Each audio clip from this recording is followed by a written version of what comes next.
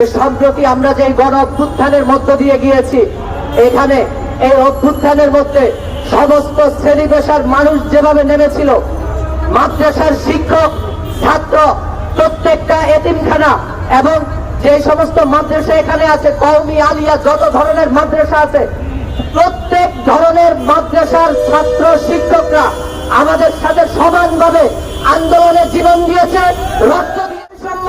এই রাষ্ট্রে আমরা সহ্য করব না ইনশাল্লাহ। আমরা দেখেছি 1971 সাল থেকে আমরা এই রাষ্ট্রটিকে যখন এক সাগর রক্তের বিনিময়ে পেয়েছি, তার সাথে বলতে হয় এই দেশের তাদের স্বীকৃতি কখনোই দেওয়া হয় নাই। যুদ্ধের পরে এই দেশের মহান নেতা শেখ মুজিবের হাতে এই রাষ্ট্রটিকে আমরা দিয়েছিলাম, এই রাষ্ট্রের একচ্ছত্র আধিপত্য তার হাতে দিয়েছিলাম। কিন্তু তিনি কি করলেন? ক্ষমতায় বসার পরে তিনি সবচাইতে নিকৃষ্ট স্বৈরাচারে পরিণত হয়েছেন। তারপরে যত শাসক আসছে প্রত্যেকেই শেখ মুজিবের সেই পথকে অনুসরণ করছে। আমরা যদি এরশাদকে দেখি, হাসিনাকে দেখি, এরা শেখ মুজিবের শিষ্য মাত্র। আমরা 71-এ রক্ত দিয়েছি, 90-এ রক্ত দিয়েছি, তারপরে একটি গণহত্যা এখানে হয়েছে। আমরা দেখেছি মাদ্রাসার ছাত্র শিক্ষকদেরকে 2013 সালে সবরায় নির্মমভাবে গণহত্যা চালানো। 24 সালে তারা সেগুলো ভুলে গিয়ে আমাদের সাথে সমানভাবে রক্ত দিয়েছে, জীবন দিয়েছে। যাত্রাবাড়িতে আমরা দেখেছি শত শত হাফেজ আলেমরা রক্ত দিয়েছে, জীবন দিয়েছে সারা দেশে। এই দেশে গণ অভ্যুত্থানের পরে যখন মন্দিরগুলোতে, বিভিন্ন ধর্মীয় প্রতিষ্ঠানগুলোতে আওয়ামী লীগরা এবং ভারতের দালালরা হামলা করছিল, তখন আমরা অনলাইনে দেখেছি, বাস্তবেও দেখেছি, মাদ্রাসার ছাত্র শিক্ষকরা জায়নামাজ দিয়ে মন্দিরকে রক্ষা করেছে। আমরা শিক্ষা উপদেষ্টাকে একটি আহ্বান করতে চাই যে আমরা শুধু রক্তই দিয়েছি, রক্ত দেওয়ার সময় শেষ। এই দেশের শিক্ষা ব্যবস্থাকে পরিকল্পিতভাবে ধ্বংস করে দেওয়া হয়েছে।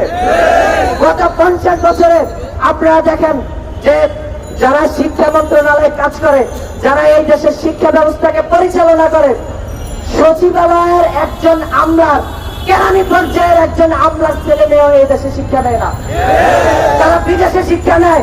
বলে এই দেশের শিক্ষা ব্যবস্থার প্রতি তাদের ন্যূনতম দায় দরদ নাই। আরেকটা দাবি উঠে দরকার, সরকারি কোন আমলার ছেলে মেয়ে যাতে বাইরে পড়াশোনা করতে না পারে, তারা অসুস্থ হলে বিদেশ চলে যায়, তাদের ছেলে মেয়েরা এই দেশের শিক্ষা ব্যবস্থায় শিক্ষা নেয়। বলে আপনারা জাহান্নামে গেল, তাদের কিছু যায় আসে না। একটা দাবি আমরা তুলতে চাই, আশা করি যে আপনারা এখান থেকে একাত্মতা হবেন। আপনাদের ছেলে মেয়েরা এই দেশে পড়াশোনা করে না, তাদের ছেলে মেয়েরা এই দেশে পড়াশোনা করলে কি ক্ষতি হয়? কারণ তারা জানে এই দেশের শিক্ষা ব্যবস্থায় শিক্ষা নিয়ে বড়জোর কেরানি হইতে পারবে। তাদের ছেলে মেয়েরা বিদেশে পড়াশোনা করে, এই দেশে এসে আমাদের ঘাড়ের উপরে বসে রাষ্ট্র পরিচালনা করে। এই যুগ শেষ। আপনারা দাবি করতে হবে কোন আমলা ছেলে মেয়ে কোন প্রাইভেট ইউনিভার্সিটিতে পড়তে পারবে না, ইংলিশ মিডিয়ামে পড়তে পারবে না, বিদেশে শিক্ষা নিতে পারবে না, চিকিৎসা নিতে পারবে না। আজকে দুঃখের সাথে বলতে হয় এই দেশে সর্বোচ্চ ক্ষমতায় থাকার পরেও তাদের চিকিৎসার জন্য আন্দোলন করতে হয় যে বিদেশে চিকিৎসা নিতে হবে। আপনি যখন ক্ষমতায় ছিলেন তখন এই দেশের শিক্ষা ব্যবস্থাকে, স্বাস্থ্য ব্যবস্থাকে কেন ঠিক করেন নাই? আমরা কি সারা জীবন এই গাছের মতোই এই দেশে জীবনযাপন করবো? শিক্ষা উপদেষ্টা যিনি আছেন তাকে স্পষ্ট ঘোষণা আমরা করতে চাই, হয়তো সকল ধরনের বৈষম্য দূর করবে। না হয় হাসিনা গেছে যেই পথে, আপনিও সেই পথে যাবেন।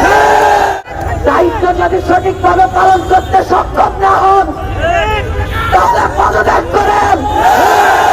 আমাদের শিক্ষক মন্ডলীরা রাস্তায় নামতে হয়। আপনার ন্যূনতম লজ্জাবোধ থাকলে আজকে এখানে এসে তাদের কাছে ক্ষমা চান। এই দেশের শিক্ষা ব্যবস্থা আমরা শিক্ষা নিয়েছি। আমাদের মাতা পিতারা, আমাদের মধ্যবিত্তের মা বাবারা মাথার ঘাম পায়ে ফেলে আমাদেরকে টিউশনের ফি দিতে দিতে অবস্থা খারাপ হয়ে যায়। এই দেশের শিক্ষা ব্যবস্থাকে এত ব্যয়বহুল করা হয়েছে, আমার হাজার হাজার লক্ষ লক্ষ ভাইয়েরা ঝরে পড়ে যায়, শিক্ষার ব্যয় বহন করতে পারে না। এই বৈষম্য চলতে দেওয়া যায় না। আপনারা মাঠে আছেন, রাষ্ট্র সংস্কার আন্দোলন, রাষ্ট্র সংস্কার ছাত্র আন্দোলন আপনাদের সাথে আছে।